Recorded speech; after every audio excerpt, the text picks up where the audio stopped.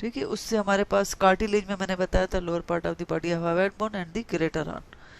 ठीक है, ये होगी। तो इसका मतलब stylopharyngeus is supplied by the nerve of the third pharyngeal arch, कौन सी, ग्लॉसोफेरेंजियल। ठीक, तो इस तरीके से इसकी नर्व सप्लाई भी याद हुई। अब हम आते हैं किस पे, फोर्थ पे। 6 से इतनी चीज़ें नहीं बन रही जो कि इसमें कंट्रीब्यूशन थे फेस में। Middle constrictor and inferior constrictor and cricothyroid, ये वो मसल्स हैं जो कि फोर्थ फेरेंजियल आर्च के मेसोडर्म से बन रही है। तो अब हमने आर्चेस के कार्टिलेज से क्या बना, उसके मेसोडर्म से क्या बना, और हर आर्च की नर्व कौन सी है ये हमने पढ़ी। ठीक, ये सारा लिखा भी इसमें ऐसे ही हुआ है, मैंने अलग अलग करके लिखा है ताकि आपको थोड़ा सा बार बार पढ़ोगे तो याद हो जाएगा। अब मैंने डायग्राम से आपको एक्सप्लेन कर दिया। अब हम आते हैं आर्चेस के बाद पाउचेस पे। Pouches are made up of endoderm. ठीक है, मैंने कहा था फिफ्थ जो पाउच है वो रेडिमेंट्री हो जाता है, हमारे पास टोटल 4 रह जाते हैं। अब ये एंडोडर्म मीन अंदर वाला साइड। यहाँ पे आप देखो ये pouch which is made up of the endoderm, ये फर्स्ट फेरेंजियल पाउच है। ये अंदर की तरफ गया, इसने एक पहले ट्यूब बनाई, ट्यूबोटिम्पेनिक रेसेस, ये रेसेस हो गया, ये ऑडिटरी ट्यूब हो गई। तो इसने ये देखो ये, और यहाँ पे ये जो बीच में मेरा ये पॉइंटर है, इसमें देखो ये ईयर ड्रम का हिस्सा है।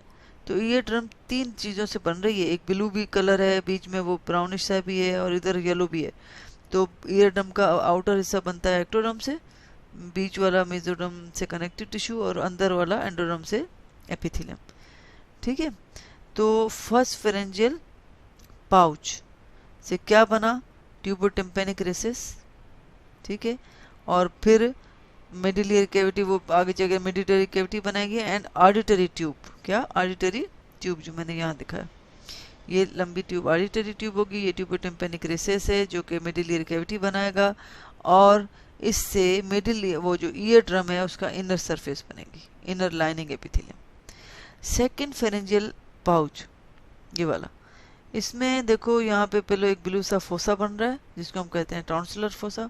इसमें फिर लिम्फोसाइट्स आके रेजिडेंट होंगे, और उसके बाद इसमें बन जाएगा पैलेटाइन टॉन्सिल।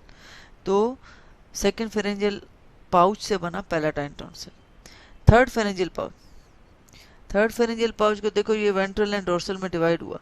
देखो ये डोर्सल वाला ये येलो है, ये अब ये वेंट्रल वाला जो है ना ये थाइमस है। थाइमस की लोकेशन यहाँ नहीं होती, थाइमस होता है कहाँ पे, नेक्स्ट डायग्राम में देखो, थाइमस होता है चेस्ट में।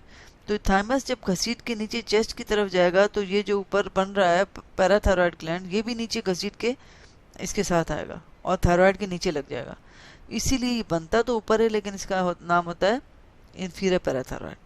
तो थर्ड फेरेंजियल पाउच से इंफीरियर पैराथायरॉयड एंड थाइमस बना।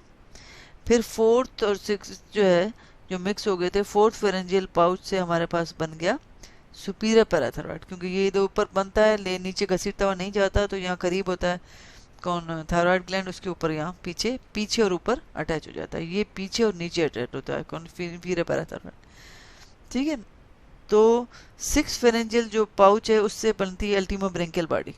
अब वो अल्टीमा ब्रेंकियल बॉडी कहती है मैं कहाँ जाऊँ, यहाँ पे थायरॉयड होती है तो वो भी थायरॉयड में जो पैराफोलिकुलर सेल्स है ना उसकी तरफ चली जाती है। तो थायरॉयड ग्लैंड में 2 सेल होते हैं, follicular cell and parafollicular cell. Parafollicular cells thyroid gland के अपने एंडोडर्मल सेल हैं, और जो पैराफोलिकुलर सेल्स हैं वो जो कि कैल्सिटोनिन सीक्रेट करते हैं, they are formed by the ultimobranchial body which is derived from the 6th pharyngeal pouch.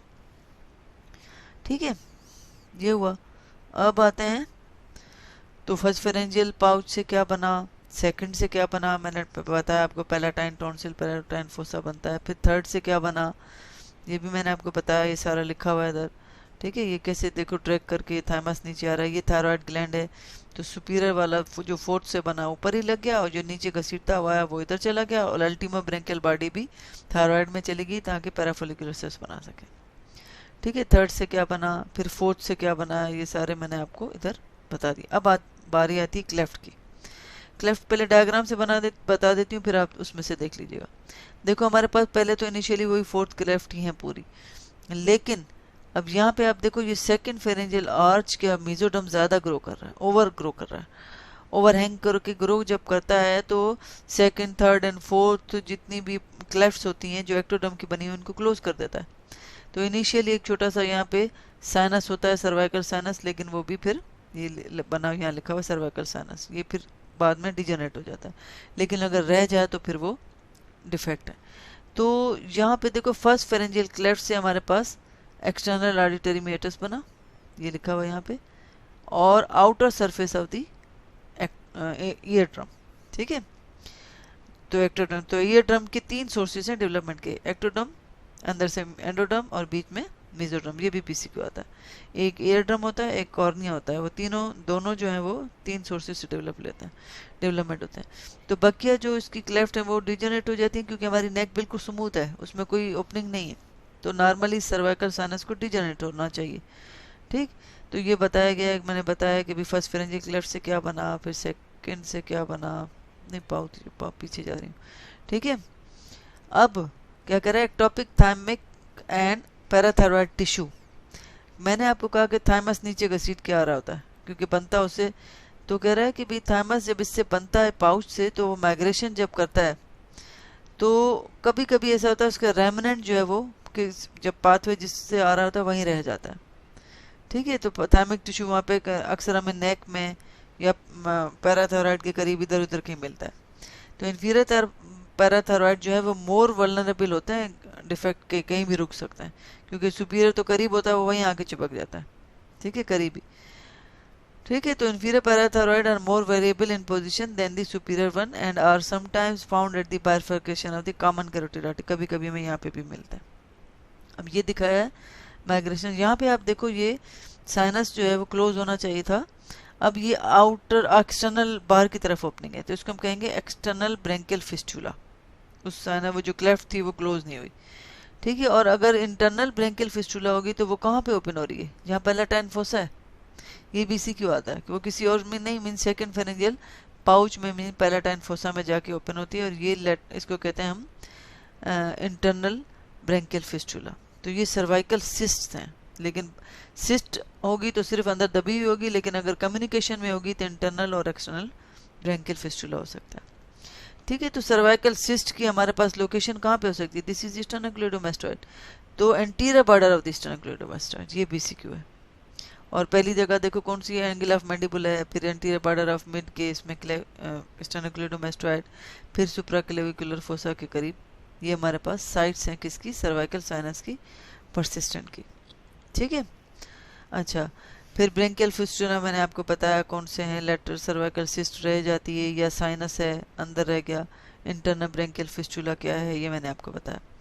अब मैंने आपको बताया था कि इस फर्स्ट फेरेंजियल आर्च से हमारे पास बनती है क्या, मैंडिबल।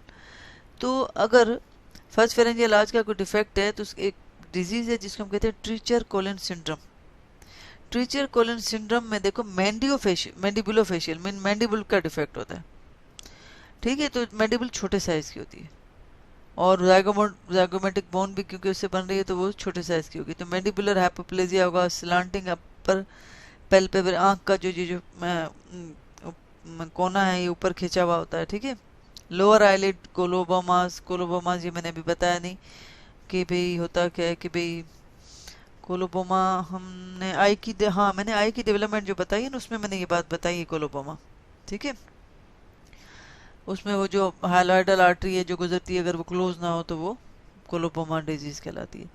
तो इसको हम कहते हैं ट्रीचर कोलन सिंड्रोम, और ट्रीचर कोलन सिंड्रोम जो है ये मैंडिबल का डिफेक्ट है, तो इसका मतलब है फर्स्ट फेरेंजियल आर्च से का डिफेक्ट है। ठीक है, अब एक है रॉबिन सीक्वेंस सिंड्रोम, इसमें भी आप देखो ये भी फर्स्ट फेरेंजियल आर्च का डिफेक्ट है, लेकिन देखो इसमें भी मैंडिबल का होगा, लेकिन इसमें और इसमें क्या फ़र्क है, एक तो ये है कि क्लेफ्ट पैलेट होगी इसमें, रॉबिन सीक्वेंस सिंड्रोम है उसमें नहीं है। फिर क्या है, मैंडिबल तो दोनों में ही इफेक्टेड है। माइक्रोग्नेथिया मीन छोटी साइज का, वो तो चलो, मेन जो डिफेक्ट होगा वो ग्लोसोप्टोसिस मीन टंग जो है पोस्टीरियरली पीछे की तरफ गिरी होगी, उसको सांस लेने में मुश्किल हो रही होगी। ये चीज़ें ट्रीचर कोलन सिंड्रोम में नहीं है, दोनों ही फर्स्ट फेरेंजियल आर्च के डिफेक्ट हैं, लेकिन इसमें ट्रीचर कोलन सिंड्रोम में ना ही ग्लोसोप्टोसिस है और ना ही उसमें वो है क्या कहते हैं क्लेफ्ट पैलेट। ठीक है, तो ये भी आपको डिफरेंस आना चाहिए क्योंकि दोनों का नाम इस तरह, दोनों हैं ही फर्स्ट आर्च के, लेकिन डिफरेंशिएट कैसे करोगे आना चाहिए। ठीक है बेटा, थैंक यू, ये हो गया। इंशाल्लाह अब नेक्स्ट में हम जो है डेवलपमेंट ऑफ फेस को करेंगे।